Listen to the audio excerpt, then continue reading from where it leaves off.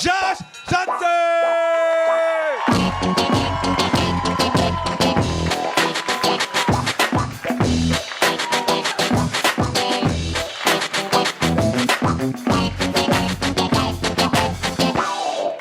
Cool. How y'all doing? Everybody good? Sweet. I was having a conversation with my friends about how they missed before the pandemic, and I know by that they mean 2019, but I'll be honest, I miss random years.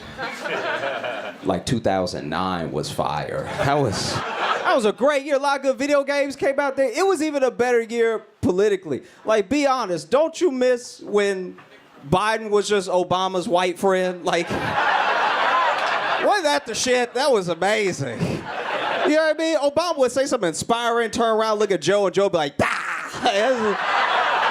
That's like all he did for 8 years. He just stood with finger guns ready, just nonstop. And now we did it. Biden's the president. Whew. I travel a lot. I go to a lot of the countries. And when they ask me what it's like for Biden to be the president, and I go to answer them, I sound like what I think a woman sounds like when she settles. You know what I mean? Because they'll ask me what it's like to have Biden as a president. I'm like, he aight, like, he trying, you know what I'm saying? Like, you give him his little applesauce, he go to work, you know? Just feel like I can't brag on my man, you know? Oh, fuck. I feel bad for Biden, because people forget. They asked Biden to run early, and at first he said no, right? Early on, they asked him, and I'm quoting him. He was like, do you know how old I am? Do you know what I remember? No, I'm not gonna run. And then we were like, no, Joe, please, you need to run. You need to run for democracy. And then he ran, and then a day into him running, we were like, this motherfucker can't run. This is very upsetting. Did you know this? And then he won. The dude wins. And then everybody, anchors, pundits, us, everyone was like, this motherfucker old as hell. It's like, he's like, that's what I said. This dude got gaslit into being president. And we have let him down every single day of his presidency. And by that, I mean we have let him fall every single day of his presidency. This man has fallen 5 times on camera, which means he falls every day. All right? You cannot convince me otherwise. If you do something in front of me 5 times on camera, that's what you do. All right? If somebody smoked crack in front of me 5 times on camera, I'd be like, that's a crackhead right there.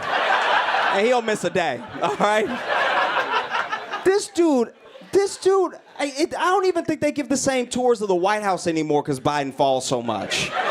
They gotta skip whole rooms so you'd hear Biden in the other room going, oh, that would just be every day. This man has Secret Service and they let him fall every day. Biden doesn't even need Secret Service. He needs 3 dudes that work at Trader Joe's, all right? Because they're used to catching a pickle jar before it hits the ground. They're used to being like, I got it. You don't have to sweat it. I got it. It's insane. Secret Service let our president fall off a bike that wasn't moving. And I felt bad for him that day because you could tell he was feeling himself that day. Because he saw the media up ahead and then chose to ride up to them and then stopped his bike like a kid who just got a bike.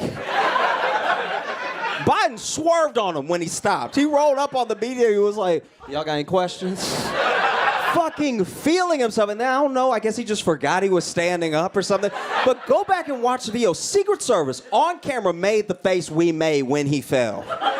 This man tipped over, then Secret Service on camera went, ooh. It's like, no, you're the ooh. Why'd you let that happen? It's fucking devastating. This is too much now. I don't know what to do anymore. I hate this shit so much. I don't even hate things. I'm a pretty laid back person. But I hate 2024, we're gonna get a rematch of the match we never wanted. Do you know what I mean? Isn't that fucking crazy? There are 330 million Americans, and somehow we keep landing on the same tube. That should have been dead a long time ago to run. One of them only eats McDonald's, and the other one should have died 2,000 years ago. And they're gonna have a fucking rematch. It's insane. You don't even get that in boxing.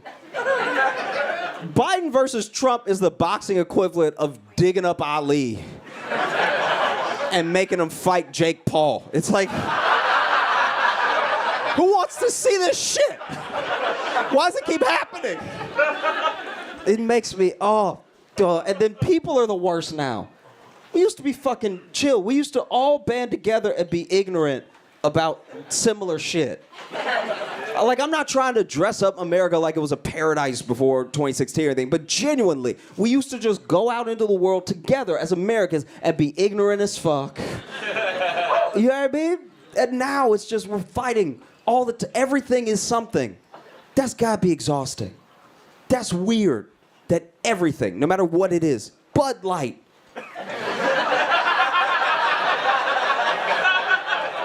If you are freaking out about Bud Light, you should be fucking drinking a Bud Light until you don't care about any of this shit. That's insane. It's weird. And people hate each other so much like it's a team. It's not a team. A team would be fucking interesting. You know what I mean? I watch Miami versus the Celtics. I'm like, I can get invested. You know what I mean? Republican Democrat is the dumbest shit I've ever watched. People who just like fully identify as one of the part. What kind of loser just walks around all day just proclaiming what a Democrat they are? You know what I mean? What kind of fucking moron just walks through, well, as a conservative? It's like, just be a person. You were a person before you knew about any of this shit. Remember when you were a kid? That was dope. Kids have no politics whatsoever. Their politics are fucking cooties. You know what I mean? Be like, I think that bitch nasty. You know what I mean? Like, that's the most hateful rhetoric you'll get out of a kid. It's just like, something up. You know what I mean? It's so bad. Why is it this bad?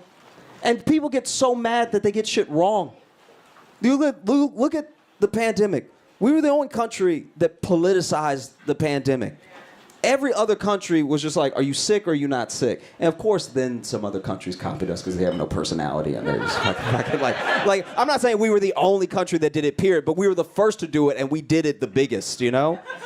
Like, other countries, it was just, are you sick or are you not sick? We were the only country that were like, wow, cuck. Didn't know you need daddy's jab in you. It's fucking insane. It's fucking wild. I don't know how to deal with people anymore. People got so mad during the pandemic about the vaccine that they switched it. They got it wrong. Have you noticed that? The vaccine is Trump's. Like, he gets credit for the vaccine. It was distributed while he was still president. He was the one that had the idea of streamlining it and trying to make them outbid each other to get a contract. That was all him. But everyone who takes the vaccine hates him too much to give him credit. And then his fans don't want it. How did we get here?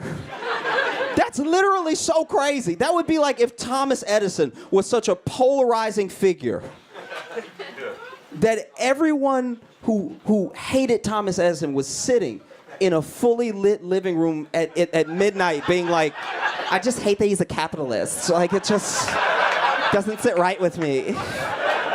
And then everyone who loved him was just sitting in the dark like, light is fucking gay, dog. Yo, I see during the day like the Lord intended, all right? Don't come at me with that weird shit, you know what I'm saying? You just want to see whenever you feel like seeing, that's not natural, all right? All right, that's not in the Bible, okay? No. It's too much now. We have to get a handle on ourselves. Some of it isn't even us. You realize that, right? A huge amount of the internet is just fucking bots. It's just bots that have some person behind them that wants something, so it interacts with you like a person to piss you off to make you do something. That's a lot of the internet now. So sometimes you're just so pissed off and you're arguing with someone online, it's not even a real person. Like, really think about that. So many times it's not a real person, you know? Sometimes it is. Sometimes it's a public figure that pays $8 for verification. Like sometimes it's a real person. But even then, you're not yelling at the person. You're probably yelling at the person that manages their account. None of this shit is real. None of this like hate. None of this like vitriol. None of it's coming from like a sincere place. There are a couple assholes. I'm not gonna act like assholes don't exist at all. I've met some. Met some on the street. There was a guy on the way here who said, "I love your shoes," and before I could say thank you, he was like, "Not." I was like, all right, that's just a demon out to spread hate. Okay. But a lot of it's not real. Just please remember how much of that shit is not real. Don't let it affect you. I'm trying to be on it less. I'm trying to just be on social. I'm starting to feel like the internet was a bad idea to begin with. Google's good. You should be able to look stuff up. But I'm just talking about like social.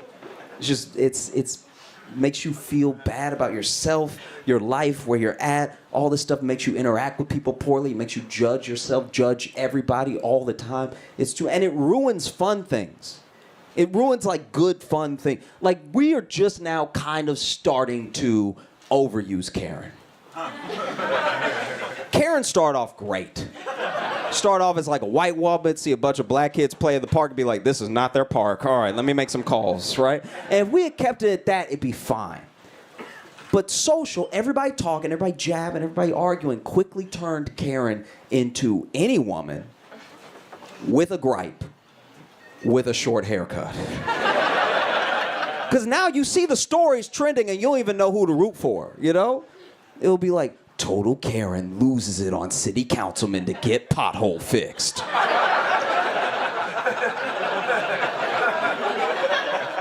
Well, nobody likes potholes. And this is the particular manager you would want to talk to in this situation. It sounds like she played it by the book, I'm not gonna lie to you. Total fucking Karen loses it on American Airlines when she gets kicked off flight because they overbooked it. Well, that could happen to any one of us. So we should stand up for her. This is pretty bad, right? Total fucking Karen bitches out when she gets hit by drunk driver. It's like... All right, see how you took a fun thing and you made it bad? You know? And this is the thing, too. I get the world's not fair. It's not. No matter what you have and you don't have, there's someone that doesn't have what you have. All this going back and forth, you know? The way I sum up people is no matter who you are, everybody you meet, everyone is getting away with something and nobody is happy about it. That feels fair, right? So I'm not up here being like, oh, poor men or anything like that. I'm just saying it makes me sad that dick has like no market value.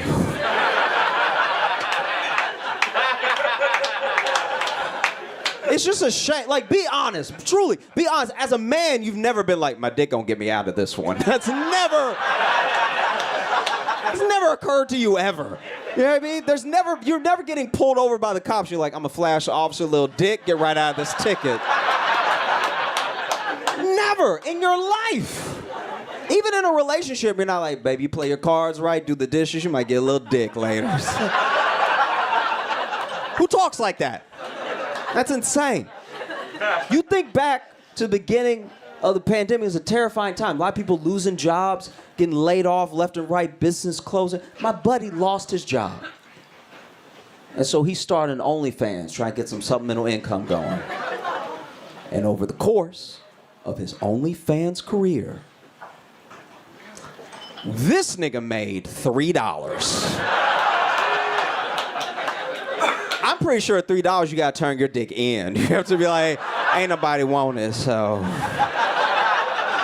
You all were really great. Thank you so much. I'm Josh Johnson. You have a great night.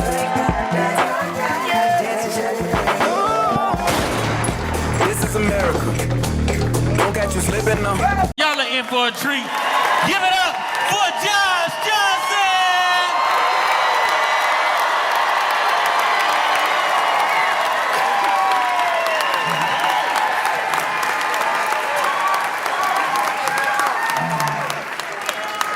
I don't expect everyone to know or care about what's happening in New York, you know?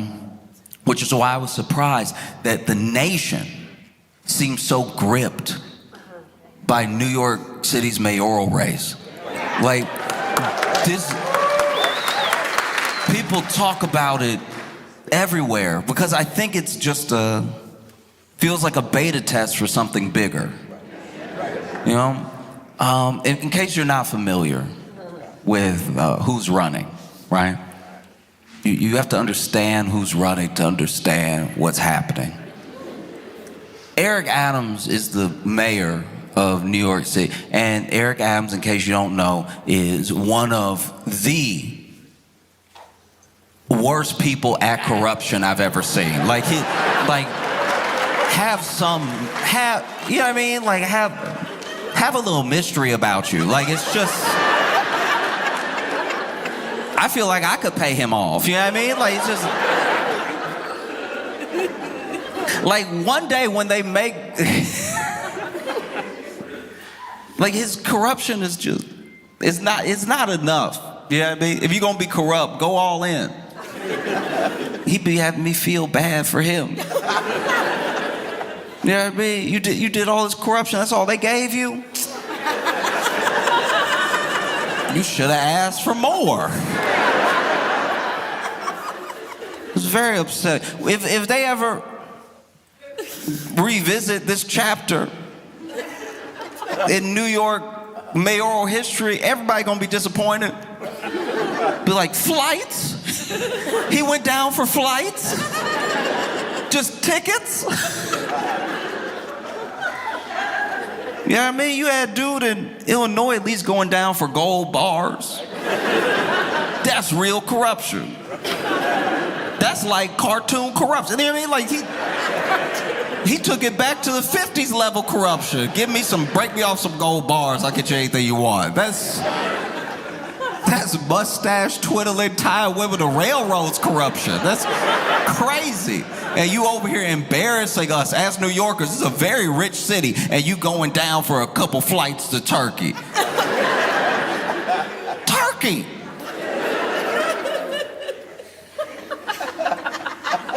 It's insane. But anyway, this dude got indicted while in office, but because he has no shame, everybody was like, he gonna step down, right? Like, he got stepped down once he's indicted. That's too embarrassing to go to work indicted. The closest thing I can imagine to, like, okay, okay, this is bad, my bad. Look, so when I was a kid, I mean, I was a little bit older, but my buddy's dad got in trouble, and he got a little time. He had to do like a year, right? But he did, one of the crimes, I still don't understand this, one of the crimes where you get to report to jail. Like, you get to report to, that's always weird, because whenever you watch Law and Order, they take you like, jail start right after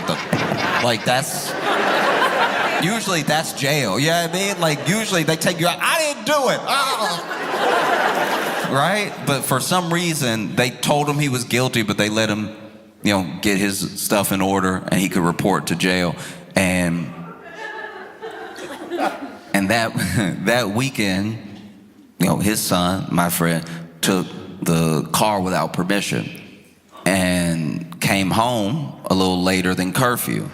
And clearly, his kid may be like acting out of frustration about things that are going on with his dad, but he gets home and his dad's very upset with him, and he's like, you didn't ask for permission for the car, you're supposed to be home by 10, I'm sorry, but you're grounded.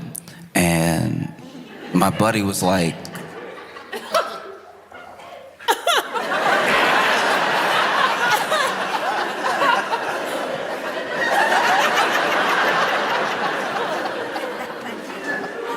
no, I'm just throwing it out there, because which one of us got to go to jail on Monday? Like, it sounds like you grounded. It sounds like you really the one in trouble here. And that's kind of what it felt like with Adams. He's like, still trying to be a mayor, talk about crime and stuff.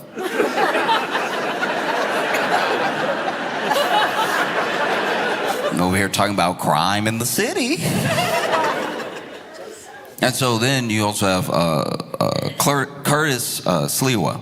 And Curtis Sliwa is the Republican running. And he's an interesting dude. He is. He was like the head of the Guardian Angels. If you don't know what the Guardian Angels are, they're basically these people who hang out on the subway. You know the movie The Warriors? All right, it's like that, but if one of the gangs wanted to be the police. Like, all they really do is just fight black and brown people that they think are doing a crime, and sometimes lose the fight very badly because they are getting older. And Curtis Sliwa, like, I guess I could slightly see how someone like him ends up like him, because he does have a story of violence against him for every story you bring up about New York City. Like, you'll be like, hey, do you ever take the yellow cab? He's like, I was shot in the back of a yellow cab in 1986. So you're like, how has this much happened to you? But Curtis Lee was running as a Republican. And then you have Andrew Cuomo. Andrew Cuomo is a former governor.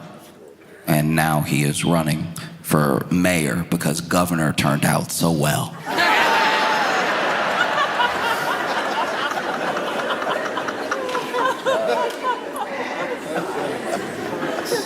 And then you have Zoran Mamdani. And Zoran Mamdani almost feels like a fixture of politics at the moment, because he is someone who seems to be the antidote for the thing that's been ailing the Democratic Party maybe for like 9 years. You know? This is a dude who is running on what he will do and his own policies that he believes in. And it's one of the first people, Democrat or Republican, that is running without really having to say anything about Trump.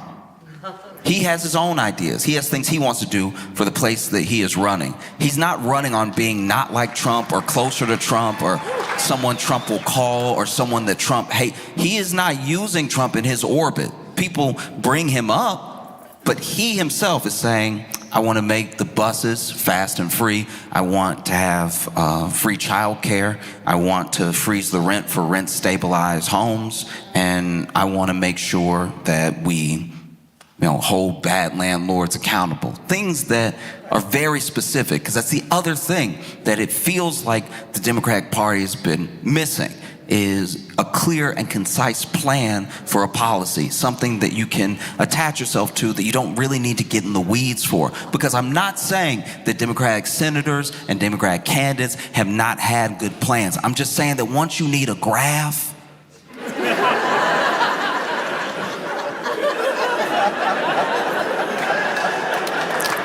we are a country that doesn't like to read. It doesn't matter if it's a pie chart, it's still reading. Because one of the things that they've come after Mamdani about over and over and over again about his policies, how are you going to pay for it? How are you going to do this? How do you plan to pay for it, right? And one thing that he's done very well is had a quick and simple explanation for his plans to pay for something, So when they ask him about maybe the bus system or maybe more rent stabilization, he'll say, oh, we already spend this much money. So for the buses, he's like, we already generate $700 million in a bus fare. I think that would, is clearly money that we could use towards a free bus system. Also, all we have to do is raise the corporate tax rate and we'll have billions of extra dollars that could go towards childcare, billions of extra dollars that could go towards like a bus system. And then they're like, well, how do you plan to pay for it? Raising the corporate tax. Well, what will happen? If you raise the corporate tax, people will leave. Where you raise the corporate tax to? And he'll be like, oh, I'm just raising it to the same as New Jersey. Like what they already do right there. Like they actually already do it over there. I guess you didn't know that, but it's already, I would just copy them. It wouldn't be higher than that. Like I would copy what they do over there. And I don't know, is everyone dead in New Jersey? I don't think so. I don't think everybody left. In fact, a lot of people moved there. So I think they'll be fine. But I don't think that Zoran is leading in the polls or is the Democratic candidate because of his clear and concise policy. I don't even think it's his youth. I don't even think it's because he's captured a moment. I think that he is the front runner because he, more so than anybody else, to a degree I've never seen before, is the number one. I'm telling you, the number one of all time, the number one Andrew Cuomo hater. He hates this dude. He hates this dude so much. He hates this man. He wake up and hate him. He wake up and he hate him with a smile too. You ever had somebody hate you with a smile? It makes you feel crazy. You're like, what you just said to me was foul, but you're smiling. Why are you smiling? No, he hates this dude. And look, don't get me wrong, they all hate him. Like every candidate hates Cuomo. Eric Adams hated Cuomo so much that even though he had zero chance of winning, even though he was actually campaigning, this man was like, look, I'm gonna do it better next time. And we're like, do you mean crime? Do you mean? Eric Adams, he's even, look, to his credit, he is stumping with Cuomo. He's over there side by side with Cuomo and everything, probably looking for a job because he's about to be out of one. You know what I mean? Like he is out there with Cuomo, but you can tell he hates this dude. Sliwa hates him. Curtis Sliwa hates Cuomo. He hates Cuomo so much that he was actually asked by a reporter, you know, you're over here getting about 11% in the polls. Why not drop out if you don't want Zoran to win that much? Why not drop out? And clearly the people voting for you might also vote for Cuomo. And then Curtis Sliwa looked really offended. He was like, why would I drop out? People like me.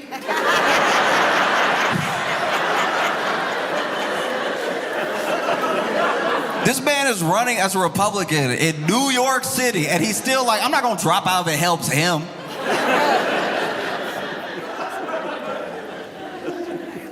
Zoran Mondani hates Cuomo. He hates that dude so much. Hates him so effectively. Real hate. I've never hated somebody so much. I learned all their stats. Zoran hates Cuomo so much, he memorized everything Cuomo ever did wrong and bring it up any chance he get. That's generational hate. I think Andrew Cuomo hates Andrew Cuomo because he running. It's like, why are you putting yourself through this? You know, man. Because then you look at the debates. Okay. This is very important. I gotta go back in the story for a second because Andrew Cuomo wasn't always hated. Even if you hate him right now, think back to a time where you didn't even know who he was. That time he was like beloved. People forget all about it because that's kind of what we do whenever somebody has lost favor in the public eye. A lot of people say they never liked him or that they don't really know why anyone ever liked him. But people loved Cuomo, especially 2019 into 2020. People loved that dude. People loved Cuomo so much. I think that's why people hate him so much now. Because everything he did feels like such a betrayal of their love. You know, people were out here calling themselves Cuomo-sexuals. Look it up. That's a real thing. People loved him so much. And then he got popular around the same time that like zaddy became a term and everything. So he was riding some of that wave and stuff. And you know, there were people, oof. Cuomo couldn't go anywhere without middle-aged women fawning. They were like, oh, he's so handsome. They loved Cuomo. And then COVID came.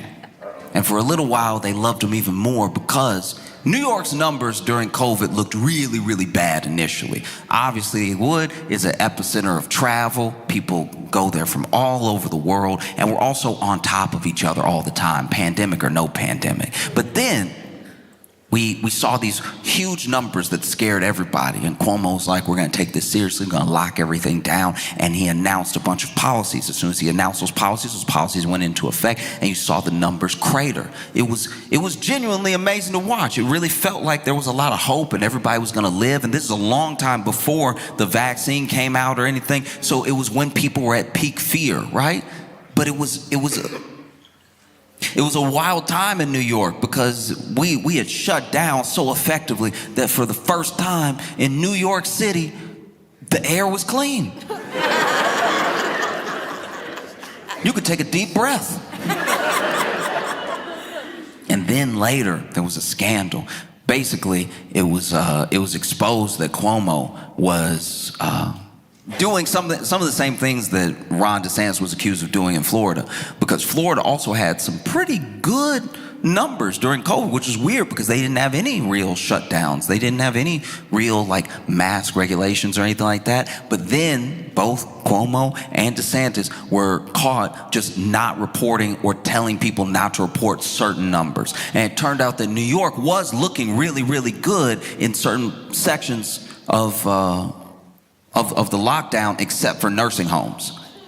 And so the thing that's really important about that is that if you see the numbers going down and you've set up a bunch of policies, you'll think, okay, we should just keep doing this, see if the numbers go down further, right? If the numbers go up, you're like, clearly we need to change something. So because we did not have those markers of spikes, we didn't change things. And so there were a lot of seniors that died that didn't need to. They died in nursing homes because of protocols that just didn't have enough evidence around them and weren't the best practices, right? And he was covering it up. Some were saying by 50%, right?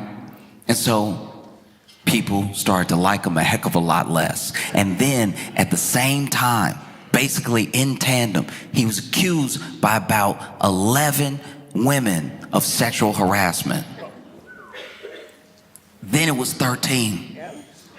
That's stats.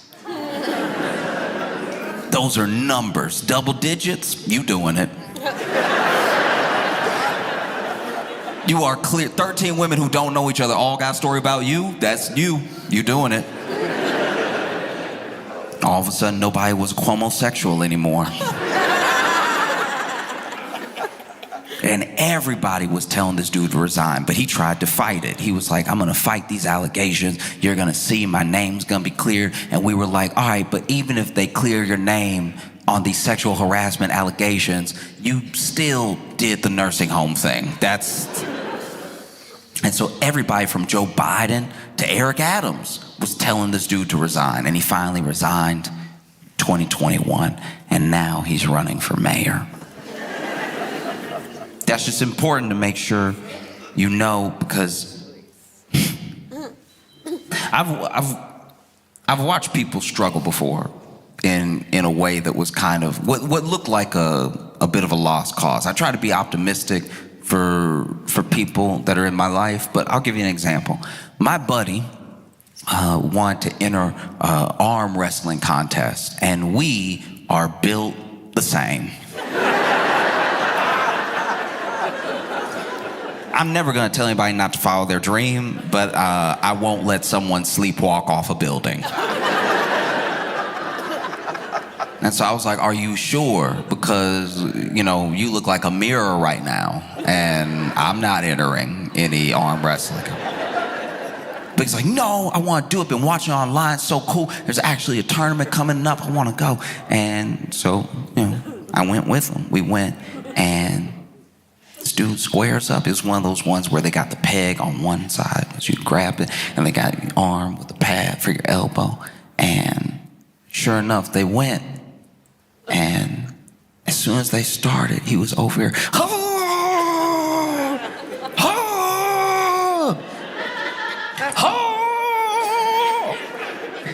And I couldn't believe it. This man was actually winning. He was like pushing the arm down, and then he won. I was surprised. Like when people got that farmer strength? You don't see any like real definition of muscle. It's all smooth, but they're incredibly strong. I was like, maybe that's him. And then I watched him from round to round.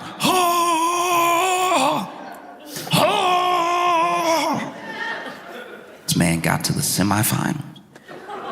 And at the semifinals, somebody walked up who really did look like a final boss. In my head, I was like, you've done very well for yourself. It's time to pack it up before you, before he take that arm for good. It's gonna pop right out the socket. I'm gonna leave with one.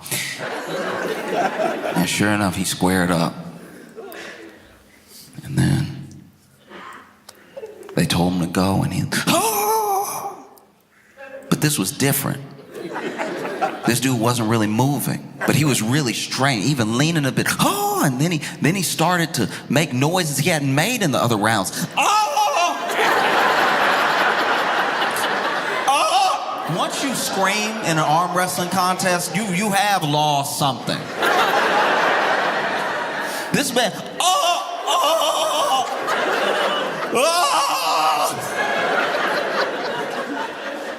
And he's straining, and he's straining, and he's straining till finally he goes, oh!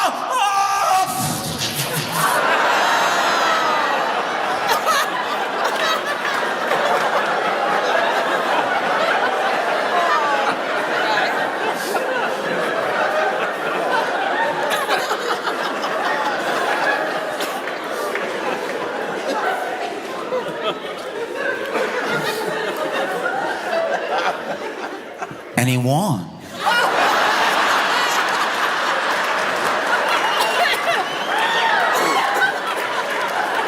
Now, to be fair, he won because the other guy went, ugh!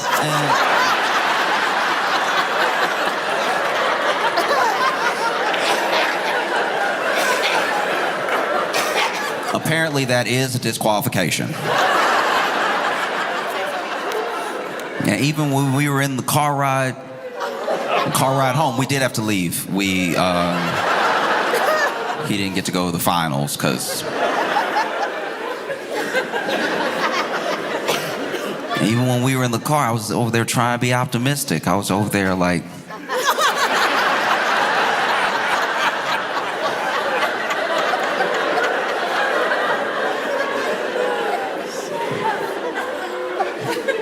at least you won.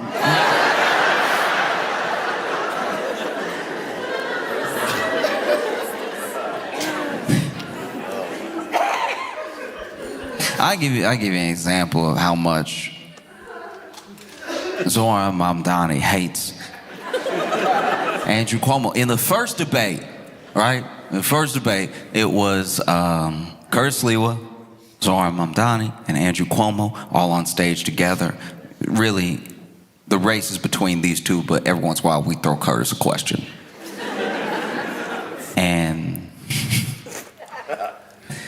Cuomo's talking, and he goes, look, this is not a job. Being a mayor of one of the richest, biggest cities in the country is not a place for on-the-job experience. You know, this guy's never had a job before, and I don't think he can run the city. He definitely can't run it like I can. I can do a much better job. This is not a job for experience while you're in it. You gotta know, you gotta come with plans of what you're gonna do. And then, to his credit, Zoran, you know, it's like, I do have plans for what I'm gonna do. I've stated my plans clearly. Your only plan is to attack me. And Cuomo also came at him with a couple of things that are like talking points that a bunch of the candidates have used that they're not really clicking for me, but I don't know. Maybe I just don't have enough Islamophobia to have it register. But one of the things that Cuomo brings up is like, this man still, you know, won't denounce the phrase globalize the Intifada. All right? You know, he's over here lobbing accusations at me. He still won't denounce the phrase globalize the Intifada. What Andrew Cuomo is referring to, supposedly, is a time where someone else said it, and Zoran didn't, I guess, tackle them. This isn't language that he used. It's not something he said. It's something that someone else said that I guess he didn't do enough about in Cuomo's eyes, right? Mamdani responded, well, look, you're talking about things that are from 2020. And since we're talking about things that are from 2020, I don't know why, people would elect a mayor who sent so many seniors to their deaths in nursing homes. What I lack in experience, I make up for in integrity. And for what you lack in integrity, you could never make up for in experience. And I've never watched any debate like a rap battle. I was sitting in front of the computer like, oh! Get him!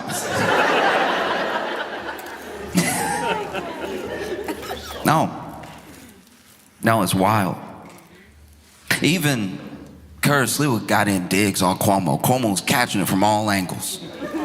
Because then, they were talking about the accusations that had been lobbed at Cuomo during his time as governor.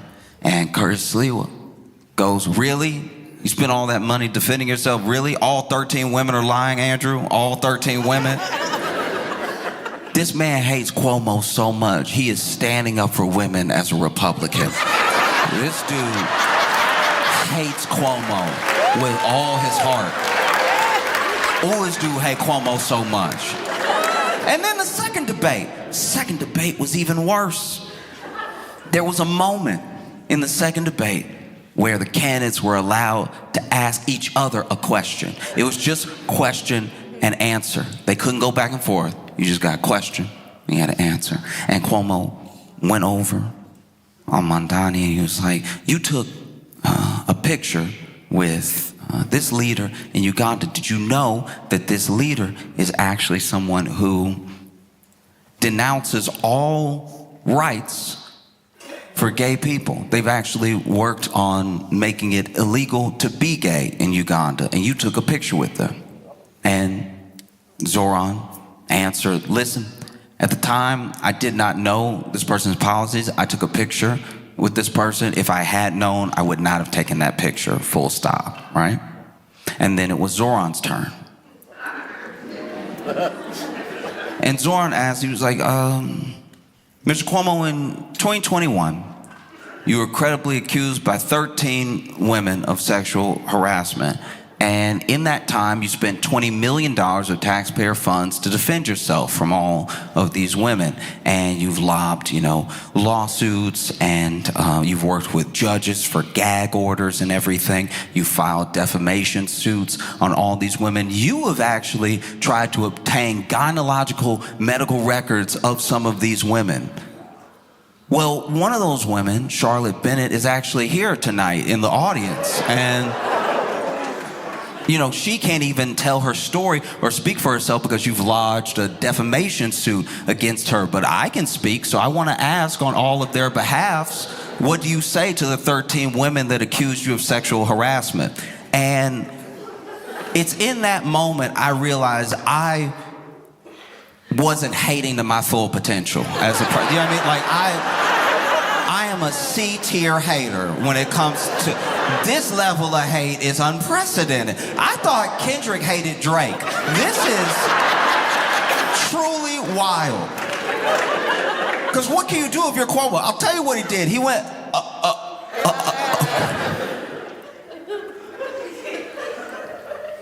You went to Uganda?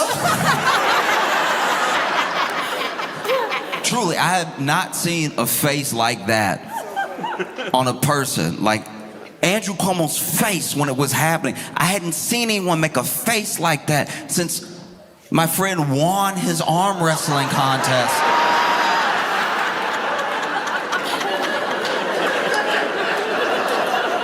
I feel like the same thing was happening to Cuomo that happened to my buddy.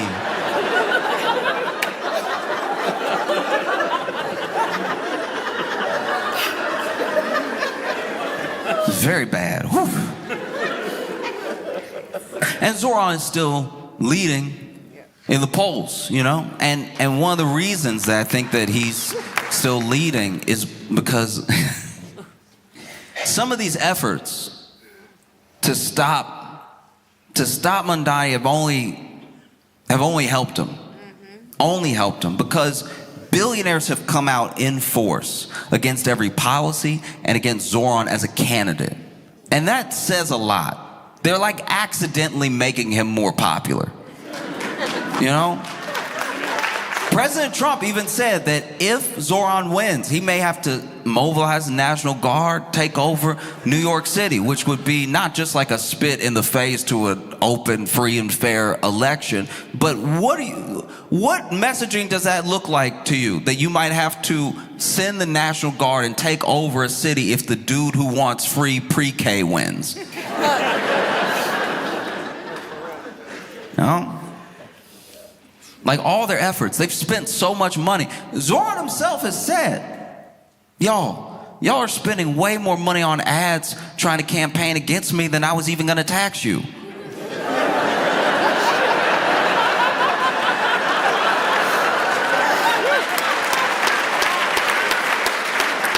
You don't want it that bad, and why don't you want it that bad? That's crazy. There's something happening here, and I think that's why it's got so much tension across the nation. I think that, you know, America's very good at telling a story, and America is a salesman unto itself. It's like a salesman of a dream and of an idea, you know.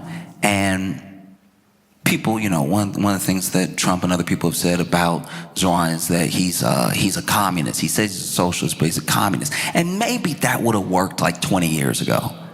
That might have worked. But we are a capitalist country. We all live in capitalism. And it's going poorly enough for enough people that they're willing to try anything. So calling someone a communist, this sort of Russia red, China red scare, it just doesn't hit the same when people are working jobs and still can't afford to feed their families. And then along comes someone with not just a lot of energy, but a lot of hope that says it doesn't have to be this way. Look at what they do over there.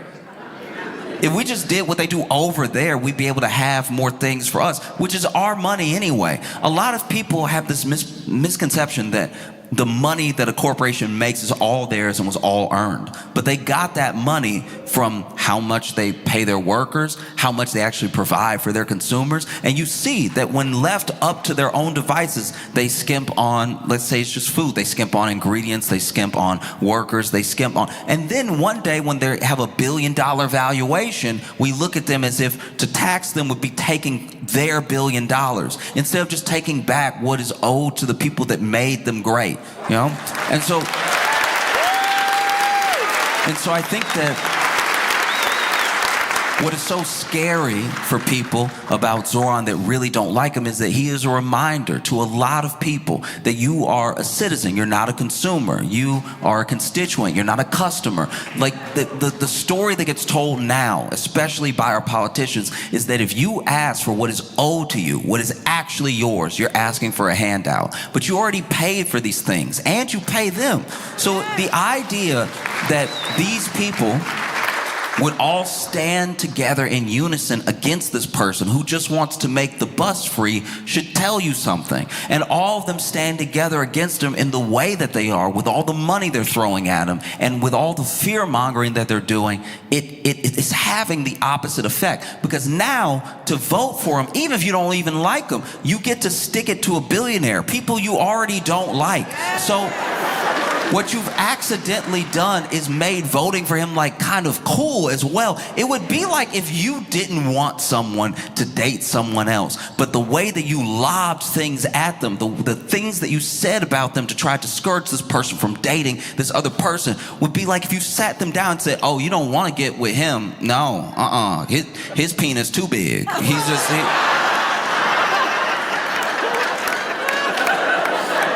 You don't even want those problems. You don't.